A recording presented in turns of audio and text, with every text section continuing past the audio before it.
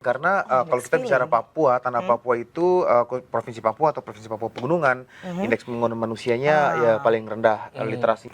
Komite Eksekutif CAP ya Otsus Papua ini sebenarnya dia kalau saya dalam bahasa saya itu bottlenecker. Jadi dulu ada UP4B sudah, kemudian BP3OKP dan Komite Eksekutif Otsus Papua ini mengakselerasi dan mempercepat proses yang sudah berjalan. Karena jaraknya juga jauh-jauh ya Iya, harga mahal. Iya. Beli susu, beli telur, beli gula dari mana, Pak? Hmm. Iya.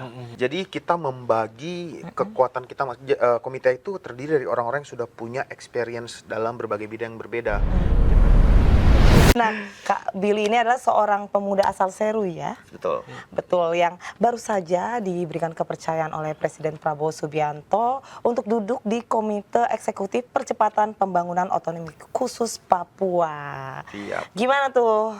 Cukup terbebani atau sangat excited gitu karena Ya, membangun rumah sendiri Iya, bahasa. ini tanah kelahiran, emang ada pengen motivasi berbakti lebih, gitu. ya. Gimana tuh? Dan sebenarnya apa sih urgensinya adanya Komite Otonomi Khusus Papua? Tugas-tugasnya apa aja sih, Kak? Sebenarnya ini mixed feeling karena kalau kita bicara Papua, tanah Papua itu provinsi Papua atau provinsi Papua Pegunungan, indeks pembangunan manusianya ya paling rendah, literasinya juga paling rendah, indeks kesulitan geografis paling tinggi, angka partisipasi murni, partisipasi kasar, saya bisa bicara tentang semua ekonomi makroekonomik indikator itu semuanya tertinggal, terbelakang. Tetapi justru ketertinggalan dan keterbelakangan itu menjadi semangat bagi kami untuk berkontribusi. Jadi bukan tentang posisi dan jabatannya, tapi tentang amanahnya.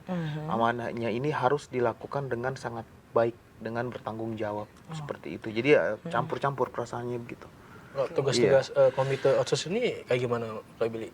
Komite Eksekutif CAP ya Otsus Papua ini sebenarnya dia kalau saya dalam bahasa saya itu bottlenecker. Jadi kalau kita bicara birokrasi sudah ada, sistem kebijakan pemerintah, ada pemerintah pusat, pemerintah daerah, parlemen, ada yudikatif, ada eksekutif ya. Sudah lengkap ini.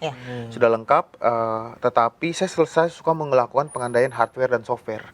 Tapi birokrasi dan kebijakan dan sistem ini hardware-nya. Nah, butuh diinstal software biar sistemnya bisa bergerak ya. Softwarenya ini macam-macam ya, dari zaman dulu ada UP4B sudah, kemudian BP3OKP dan Komite Eksekutif Otsus Papua ini mengakselerasi dan mempercepat proses yang sudah berjalan. Misalnya program Presiden Prabowo untuk membangun koperasi. Ternyata belum secepat dan semasif itu di Papua dibanding provinsi lain. Kami komite turun, bottleneck. Kita rapat sama Menteri Koperasi tadi. Kita lihat tantangannya apa, dan kita bukan hanya rapat-rapat saja Pak, kita juga turun lapangan. Langsung ya turun lapangan. Saya buka 5 dapur Pak, di dapur makan bergizi gratis, memberi makan 3.000 kali 5 berarti 15.000 anak Papua per hari. Kalau saya tidak turun, bottleneck tidak jadi dapur. Iya. Karena jaraknya juga jauh-jauh ya, harga mahal. Iya. Beli susu, beli telur, beli gula dari mana Pak? Iya. Oke, Kakak Billy, ini kan Papua ini luas ya, dengan berbagai macam persoalan seperti rawan konflik, ada gangguan-gangguan keamanan. Nah, mau mulai dari mana kira-kira apa untuk sih percepatan pembangunan ini? Yang harus pertama kali Dibangun itu apa? Bangun dari Papua itu apa sebenarnya? Iya, pemerintahan Prabowo Gibran ya, Presiden Prabowo dan Wakil Presiden Gibran itu muncul dengan ada namanya Asta Cita. Asta Cita itu diturunkan ke dalam program-program akselerasi pembangunan berbasis masyarakat. Lalu kami komite itu mulai dari situ dulu. Visi misi Presiden dan Wakil Presiden ini apa? Kita bikin Asta Cita Rasa Papua.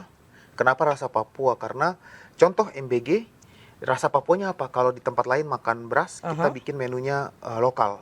Sagu. Disesuaikan. Makanya kita bilang Asta Cita Rasa Papua.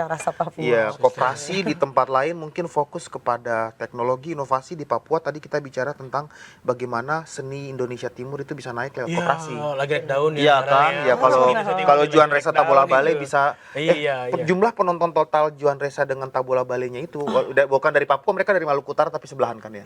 Sebelah bagus sebelah saja lah. Itu sama banyak dengan jumlah penonton Beyonce, video Beyonce yang Run the World. Bayangkan. 200 ya? Iya. Bayangkan. Jadi tadi saya bicara dengan Menteri Koperasi, Asta Cita Rasa Papua. Oke, kalau di koperasi di tempat lain inovasi, kalau di Papua dan di Indonesia Timur pada umumnya seni, musik, ya misalnya atau benda budaya. Sebelum rapat dengan Menteri Koperasi tadi kita rapat juga dengan teman-teman Dirjen Kebudayaan ya, Kementerian Kebudayaan. Mereka mau mengembangkan budaya berbasis inovasi. Saya bilang kebetulan kami Komite Eksekutif Papua mengeluarkan program pelatihan 1.000 anak anak Papua berarti AI. Berbarengan momentum Mas Wapres kunjungan, kita juga membuka program pelatihan 1.000 anak Papua AI.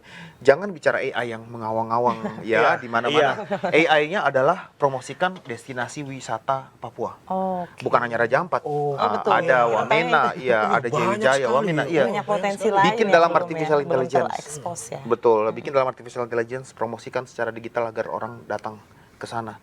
Jadi itu saya tadi bilang dimulai dari mana? Dimulai dari Asta Cita Prabowo Gibran, kita bikin Asta Cita Rasa Papua. Gitu. SDM-nya di ini ya, SDM-nya benar-benar diolah banget supaya mereka bisa bermandiri nanti ke depannya gitu kan. Betul. Dan lagi-lagi kita kalau bicara SDM kan harus berbasis kekuatan manusia Papua ya. Betul. Jadi jangan melakukan homogenisasi definisi dari SDM itu harus seperti apa. Karena beda-beda SDM di Indonesia ini, itu kekuatan kita loh. Dari Aceh sampai Papua itu beda-beda karakter SDM. Jadi komite ini muncul dengan memberikan definisi kepada pemerintah pusat yang SDM Papua itu harus dikembangkan ke arah mana. Pesisir seperti apa, pegunungan seperti apa, rawa-rawa seperti apa gitu kan. Nah kalau kita lihat kan lokasi Papua ini kan memang jangkauan aksesnya cukup sulit ya. Di mana untuk melakukan pembangunan juga terkendala dengan posisi geografis dan lain sebagainya. Nah, bagaimana nih Komite Otsus menangani atau menghadapi kendala-kendala ini? Jadi kita membagi kekuatan kita. Komite itu terdiri dari orang-orang yang sudah punya experience dalam berbagai bidang yang berbeda. Kita lihat ada yang pernah bekas Pangdam, ada yang sekarang menjabat Wamendagri, sebelumnya menjabat PJ Gubernur, ada yang Dirjen Transmigrasi, sebelumnya menjabat PJ Gubernur. Saya sendiri aktivis pendidikan dan anak muda ya, Creative Hub, saya kembangkan. Saya misalnya pengalaman saya bersama-sama dengan teman-teman Mas Sandiaga Uno bikin event Papua Fashion Street Festival, di mana banyak yang bertanya, banyak yang bertanya di Papua ada model sama ada fashion designer nggak?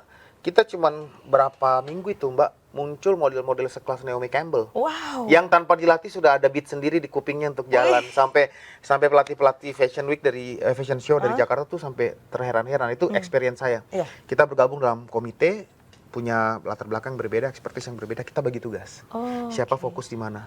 Kalau Mbak tanya saya tentang keamanan dan HAM, bukan bidang saya, tapi ada teman-teman komite lain yang punya kemampuan di situ. Tapi kalau Mbak tanya saya ekonomi kreatif, UMKM, pendidikan, ya kan, bagaimana beasiswa, gimana? Itu saya punya kemampuan di situ. Kita bagi tugas. Dalam bentuk pokja-pokja. Gini, aku mau tanya. Stigma ini, kita ngomongin stigma ya, stigma di Papua itu kan tertinggal. Data dari Mas Billy juga tadi udah disebutin gitu kan. Tapi sebenarnya sumber daya alamnya melimpah. Tapi kalau Mas Billy sendiri spill dong, makanya Papua itu sebenarnya sekarang seperti apa sih? Dan sedang menuju kemana? Arahnya Papua sekarang itu seperti apa? Dan kan banyak yang belum tahu juga nih Papua. Baru percaya stigma demi stigma gitu kan. Tapi realsnya di lapangan tuh kayak gimana? Iya, kita hidup dalam stigma dan stereotype ya. Bukan hanya terhadap Papua, terhadap satu sama lain manusia Indonesia saja. Kamu orang mana? Orang Batak. Udah langsung nih, keras gitu dia, kan, gitu. ya kan pasti keras, pasti ini gitu kan, dan seterusnya. Pasti begini, pasti begini. Iya itu kan Orang Padang orang juga. Padang pasti pelit. Misalnya tahu, sini kan. Tidak pelit. Oh iya itu makanya. Jadi kita sebenarnya hidup di bumi Indonesia yang stereotip satu sama lain, di mana sebenarnya itu muncul karena kita tuh begitu beragam. Betul. Begitu beragam. Jadi saya pun sudah berdamai dalam kondisi stigmatisasi terhadap saya sebagai orang Papua itu sangat sering. Baru tadi malam juga terjadi kan. Kemarin terjadi itu saya makan siang sama seseorang yang dia tanya, Mas Billy kuliah di mana? Saya bilang, oh saya kuliah di ITB 1, dapat beasiswa, lanjut Oxford, lanjut Harvard, lanjut ANU. Terus bapaknya Mas Billy pengusaha atau anggota DPR katanya. Pasti. Saya bilang, guru honor seumur hidup. Jadi sudah ada stigma. Stigmanya sudah ada, pasti dia ini nih pasti anak ini. siapa Kalau nih orang gitu. Papua pasti anak siapa. Seolah-olah. Betul.